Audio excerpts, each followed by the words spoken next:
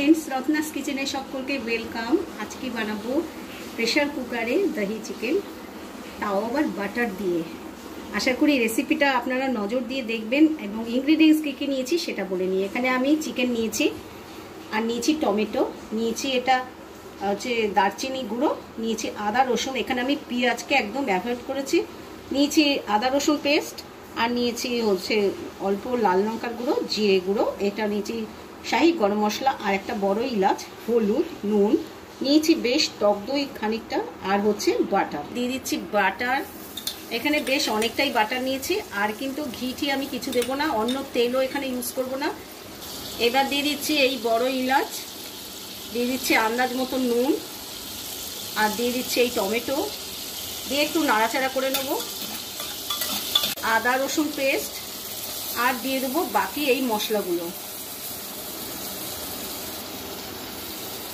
নাড়াচাড়া করে নিচ্ছি যাতে মানে গন্ধটা, কাঁচা গন্ধটা চলে যায়। আর এখানে আমি পেঁয়াজ দিইনি, আপনারা যদি চান তাহলে অল্প করে পেঁয়াজ দিতে পারেন। তো এবার সুন্দর করে এটাকে মশলাটাকে আমি একটুখানি ফ্রাই করে নিই। এবার দিয়ে দিচ্ছি টক দই, এখানে চাইলে অল্প একটুখানি মিষ্টি অ্যাড করতে পারেন। এবার দইটাকে এর সঙ্গে মশলার সঙ্গে সুন্দর করে ফ্রাই করে নেবো যাতে মশলার সঙ্গে একসঙ্গে মিশে যায়। যে প্লেটের মধ্যে মশলাগুলো নিয়েছিলাম ওই মশলাগুলো ধোয়া একটু জল এর মধ্যে দিয়ে দিচ্ছি। মশলা থেকে মোটামুটি তেল বেরোতে শুরু করে দিয়েছে, এই যে তেল বেরোতে শুরু করে দিয়েছে। এবার দিয়ে দিচ্ছি চিকেনের টুকরোগুলো। আমি একটু কষিয়ে নিচ্ছি যাতে মানে মুরগিটা একটুখানি আলাদা, মানে চিকেনটা আলাদা একটুখানি কষে যায় মশলার সঙ্গে। আর দারুণ কিন্তু গন্ধ বেরিয়েছে। এবার দিয়ে দেবো এই যে দারচিনি নিয়েছিলাম, এই দারচিনি গুঁড়োটা, এটা আমার ঘরেই করা, এটা আমি একটু দিয়ে দিলাম।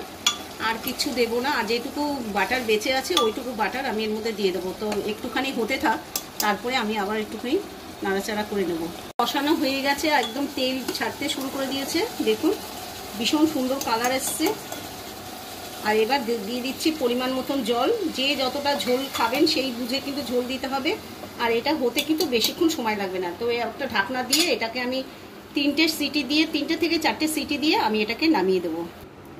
মাংসটা রেডি হয়ে গেছে। আমি প্রেসার কুকারে 4 থেকে 5টা সিটি দিয়েছি, আপনাদের বলেছি যে 3টে থেকে 4টে, কিন্তু একটু বেশি সিটি লেগেছে।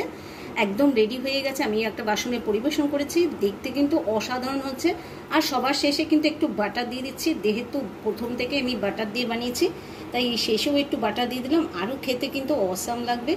অবশ্যই কিন্তু এটা আপনারা ট্রাই করবেন। আর যদি ভালো লাগে রেসিপিটা অবশ্যই মানে একটু লাইক দিয়ে দেবেন আর শেয়ার করে দেবেন বেশি বেশি বন্ধু বান্ধব আত্মীয় স্বজনের সঙ্গে।